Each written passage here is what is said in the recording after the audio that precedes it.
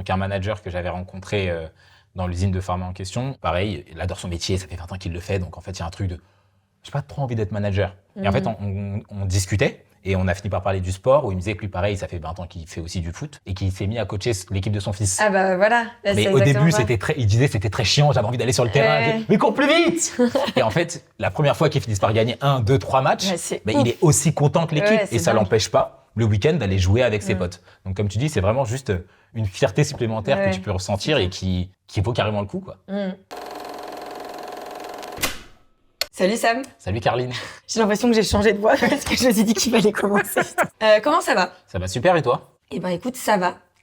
On se retrouve aujourd'hui pour parler d'un sujet qu'on a sur une mission en commun. Est-ce que tu veux nous en parler? Carrément. Bah déjà, c'est la première fois que je fais une table ronde avec toi, donc oui, c'est très sympathique. Mais ouais, bon, on verra ça dans 20 minutes. On verra si c'est très sympathique dans 20 minutes. Ça va être horrible. Non, mais ça devrait le faire. Pour la mission, donc effectivement, on accompagne une usine de pharma, qui en l'occurrence a une problématique managériale. Ça veut dire qu'on les accompagne pour changer un peu le prisme du management dans cette boîte, rendre les managers plus autonomes, plus responsabilisants, leur donner un peu cet enjeu de former les autres, d'accompagner les équipes vraiment, plutôt que de fonctionner comme on le voit souvent dans le milieu de l'entreprise, de manière très droit, linéaire, on veut aller vite, bien, parfait, il faut... Voilà. Eux, ils essayent vraiment de changer un peu les choses. Et donc, c'est cette mission qu'on a au commun et ça nous a amené le sujet dont on veut parler aujourd'hui. La transition d'expert à manager. Ouais. Pourquoi j'ai hésité un peu avant d'utiliser le mot transition? C'est parce que justement, la manière dont on va traiter le sujet, c'est de se dire que on peut pas passer du tout au tout parce que c'est pas, enfin voilà, on n'est pas en train de changer. Oui, c'est pas binaire, tu ça. changes pas de chemise. Tu perds pas ton expertise quand tu passes manager et tu deviens pas manager sans aucune expertise. Donc, c'est pas tant la transition qu'on a envie d'aborder, mais c'est un peu comment on arrive à être un bon manager quand on vient d'une filière experte, parce que généralement en entreprise, tu montes les échelons parce que tu es expert de ton sujet, donc forcément quand tu arrives manager, tu t'y connais bien.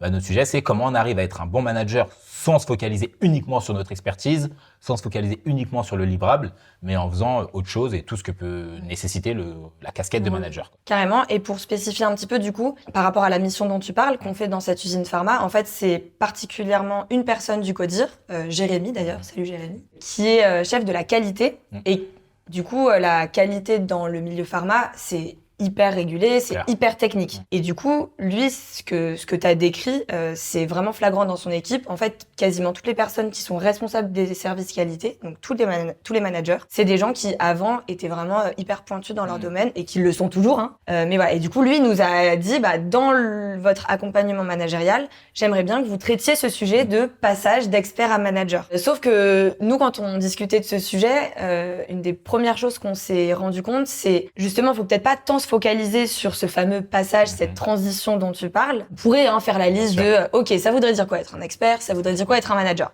Mais en fait, nous, quand on parlait du sujet, on se disait peut-être la première chose à avoir en tête, c'est en fait oublier dans la phrase passage d'expert à manager, oublier toute la première partie de la phrase. Donc oublie le côté expert et concentre-toi sur en fait ça veut dire quoi être manager et ça veut dire quoi pour moi être manager. Et du coup, ça te fait, je pense, te poser des questions ou des réflexions que finalement, n'importe quel nouveau manager peut se poser, que tu sois expert ou pas. Et ce que tu dis vis-à-vis de la casquette de manager, c'est toi, donc on voit souvent plusieurs rôles, ou en tout cas plusieurs casquettes qu'on peut avoir en tant que manager. Ouais, on le dit, ouais. Donc, ce qu'on se dit souvent, c'est qu'il y a le rôle du boss, sans vouloir rentrer dans la caricature, mais on dit qu'on peut avoir une casquette un peu boss, une casquette un peu leader et une casquette un peu coach. Encore une fois, c'est pas manichéen, c'est pas l'un, l'autre, etc. C'est plutôt, il y a des actions managériales qu'on retrouve un peu dans les trois volets. Et l'idée, c'est comme tu dis, de se poser la question, OK, bon, qu'est-ce que je fais bien? Qu'est-ce que, au moment de ma prise de poste, j'aime bien faire en tant que manager? Est-ce que j'aime bien, comme tu disais, donner de la vision, donner du sens à nos actions? Donc ça, c'est plutôt le côté leader dans notre petit outil de consultant boss leader coach. Exactement. Est-ce que moi, je suis quelqu'un qui est un peu plus pédagogue et donc j'aime bien justement essayer de former, d'accompagner, de donner des conseils, des tips, etc. Ça, c'est plutôt le côté coach. Exactement. Ou alors, est-ce que moi, justement, ce que je fais bien, c'est donner une direction claire, donner des attentes, dire ce que j'attends des équipes et ce que je peux leur fournir et les accompagner de manière un peu plus directive, toujours sans rentrer dans la caricature. Ça, forcément, c'est un peu plus le côté boss. Oui, et en fait, ce qu'on aime, l'idée qu'on aime bien derrière cet outil, c'est de se dire, t'as des actes qui sont, entre guillemets, purement managériaux, mais en fait, le plus important, peut-être, quand t'es manager, c'est la posture que t'adoptes. Et c'est de se dire, c'est pas que faire des trucs en plus, être manager, mais c'est faire des trucs un tout petit peu différents. Et nous, du coup, le premier conseil qu'on aurait envie de donner, c'est commence par faire ce qui soit ce qui t'éclate, soit ce dans quoi tu te sens à l'aise. Si naturellement, même avant d'être manager, t'as un côté très clair sur tes objectifs, est-ce que tu sors du chemin, etc. Vas-y, continue de faire ça. Donc assume ta petite casquette de boss quand tu deviens manager, et ensuite tu pourras élargir un peu ta palette. Et c'est vrai que nous, du coup, voilà, l'idée derrière cet outil, c'est plus le côté commence par ce dans quoi t'es à l'aise.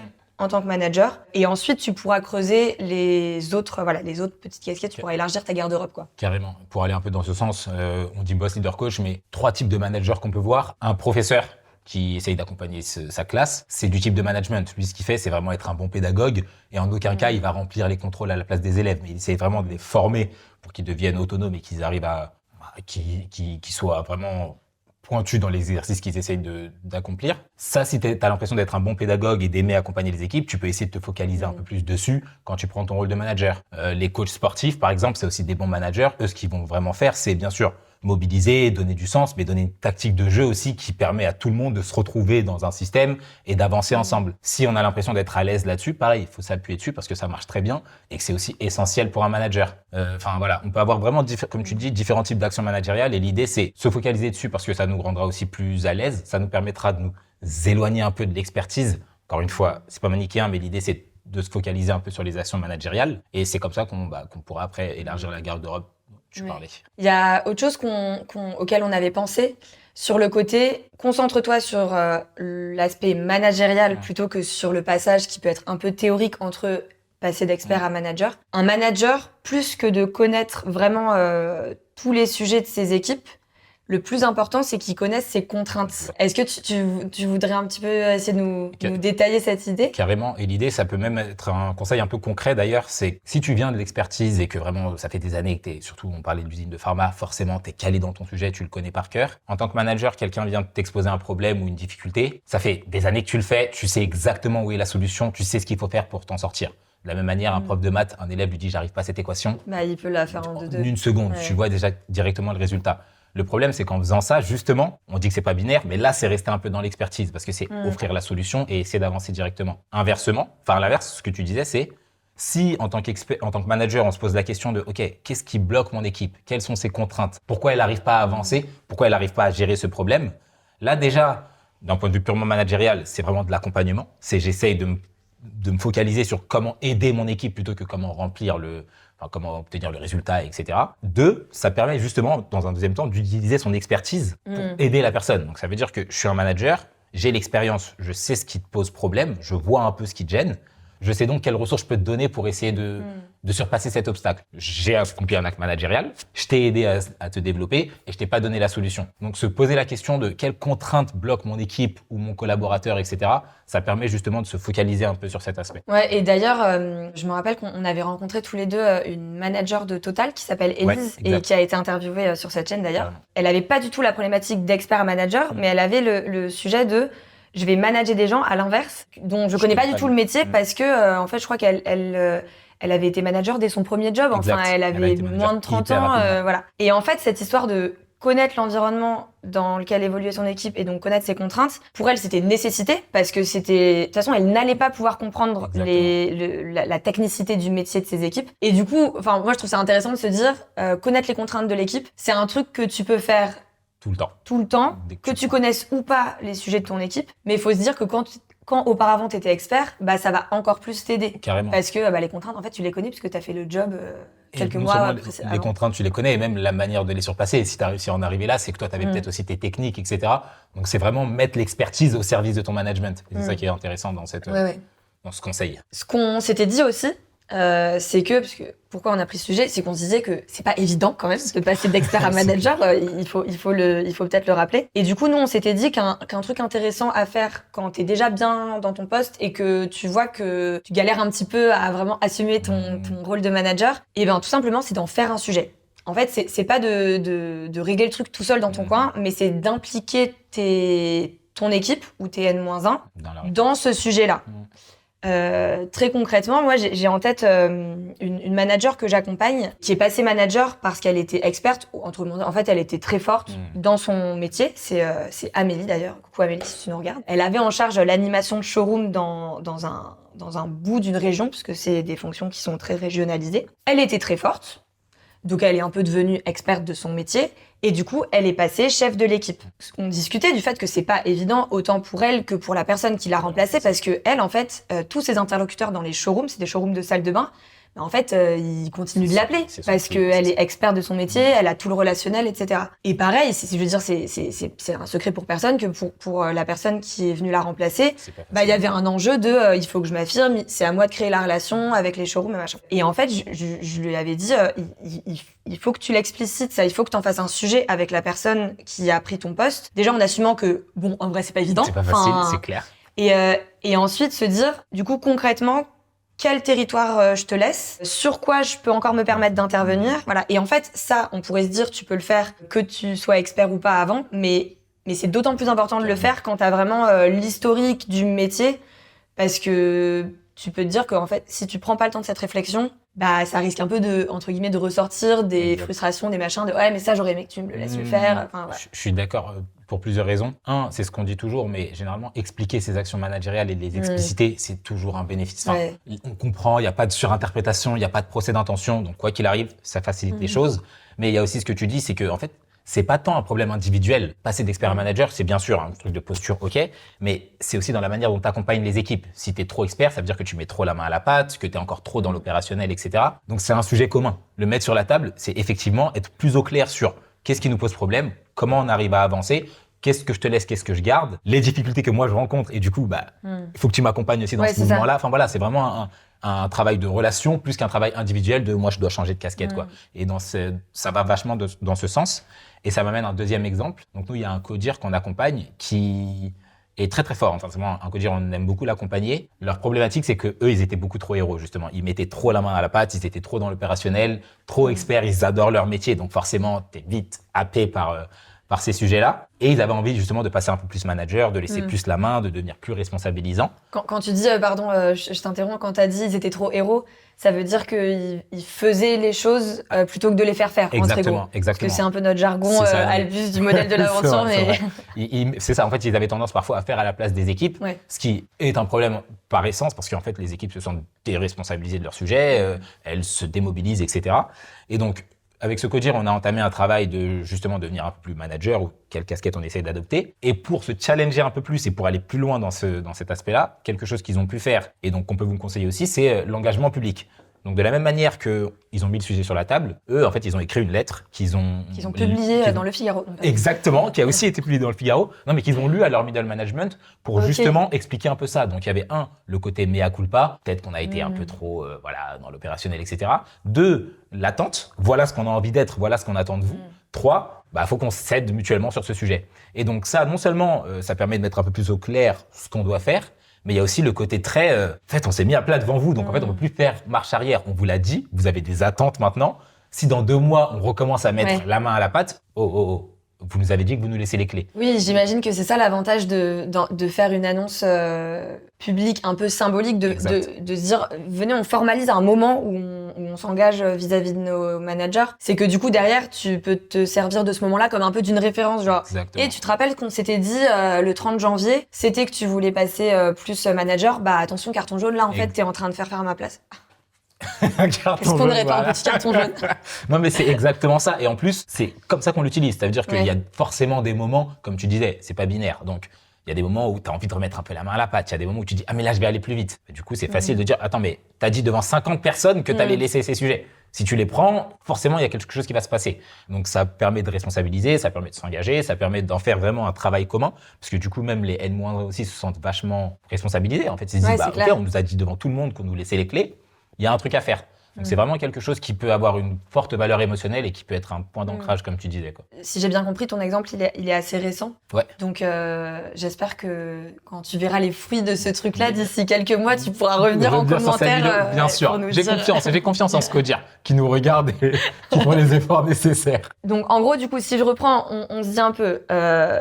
Quand tu passes d'expert à manager, plutôt que de se concentrer sur ce fameux passage qui peut être un peu théorique, mets d'abord ton énergie sur... en fait, le mot manager et le management, voilà. Il y a aussi l'idée d'en faire un sujet avec TN-1, donc d'en parler soit de manière informelle, soit carrément publiquement, comme l'a fait le codir que tu accompagnes. Mais en réfléchissant au sujet, on s'était aussi dit, ça peut valoir le coup d'impliquer son propre N+1, Carrément. parce que finalement, quand on se dit tu passes d'expert manager, ça veut dire qu'il y a certaines tâches que tu es forcément obligé de laisser un peu tomber, du coup, parce que tu passes de faire à faire. Et ça a des risques. Enfin, C'est un risque, en fait, de manière générale, si tu dois lâcher certains sujets, généralement, les gens font pas des trucs complètement inutiles. Donc, ça veut dire que c'était des choses qui comptaient, et c'était des choses qui faisaient avancer la boîte, etc. Là, on te demande soit de les lâcher, soit de les faire beaucoup moins, soit de faire beaucoup plus, ou moins vite, de faire beaucoup plus autre chose, former, développer les équipes, donner du sens, donner de la visibilité.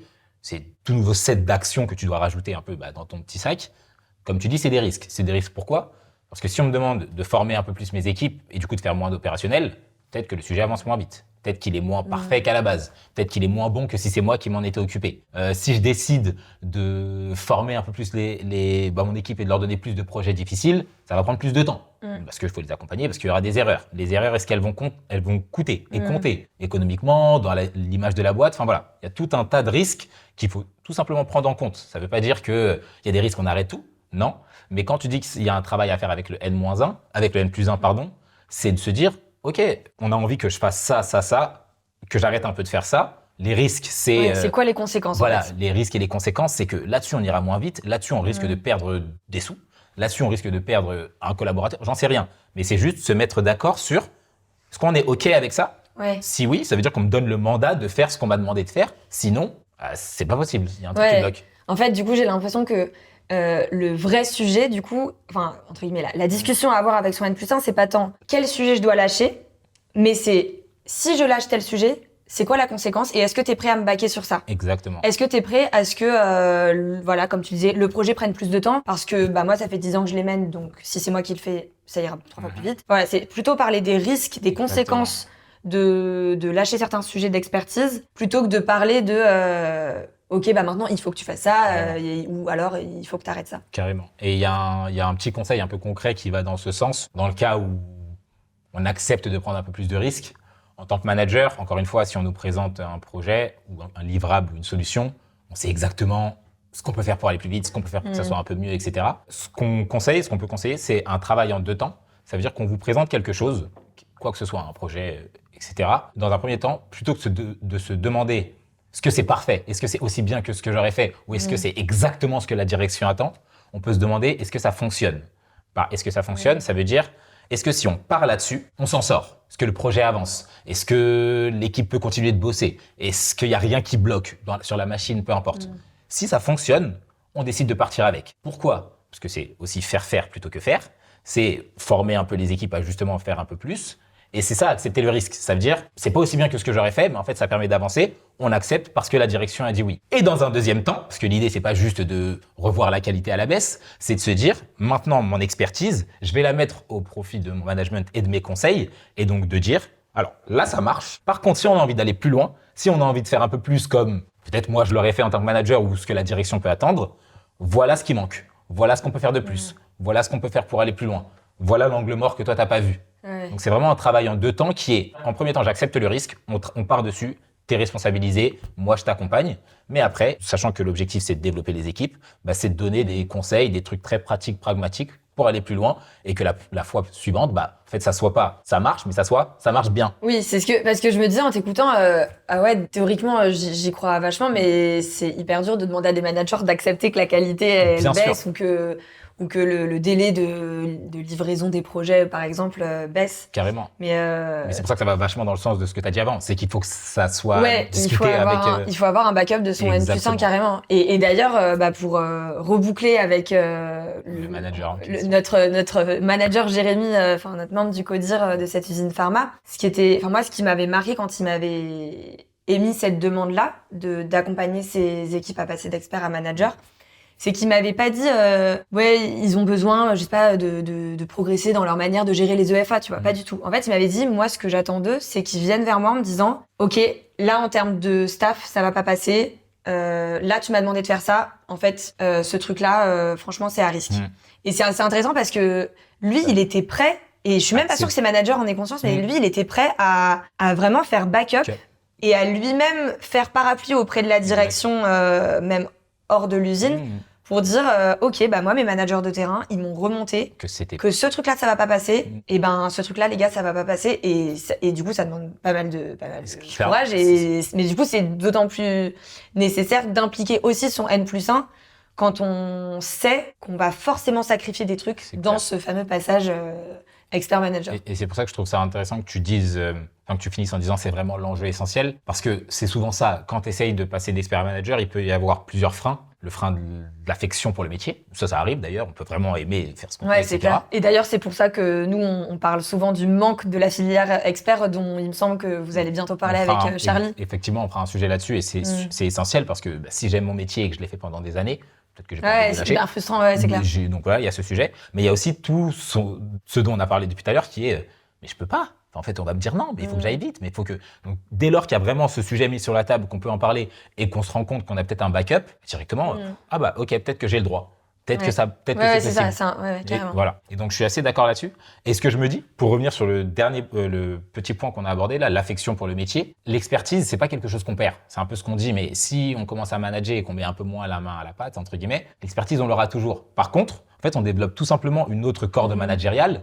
Et de la même manière que on sait tous faire du vélo, mais apprendre à quelqu'un à faire du vélo, bah, c'est quand même un sacré sentiment quand il arrive à faire tout seul et qu'il va de plus en plus vite. Ça n'empêche pas qu'on pourra continuer à faire du vélo le week-end de temps en temps, mais qu'on sera d'autant plus satisfait d'avoir réussi à faire développer son équipe et à les avoir accompagnés dessus. Oui, il y a vraiment un truc, je pense, de fierté de transmettre ce que tu sais faire. C'est clair. Après, je pense aussi qu'il y a beaucoup de gens qui, tout simplement, n'ont pas envie de devenir manager parce que, voilà, plein de raisons qui leur sont propres. Mais je me rappelle, c'est Patrick, que on connaît bien sur cette chaîne, à qui j'avais demandé, mais toi, c'est pas frustrant pour toi, à un moment donné, dans ta carrière de consultante, d'être passé de c'est toi qui fais tous les points clients, toutes les animes, etc., à gérer les projets et ne pas faire toute la production. Il m'avait dit, en fait, tant que tu connais pas, entre guillemets, un peu le plaisir d'accompagner quelqu'un, de voir que cette personne va faire à un moment un truc qu'une semaine ou un mois ou un an auparavant, il savait pas faire.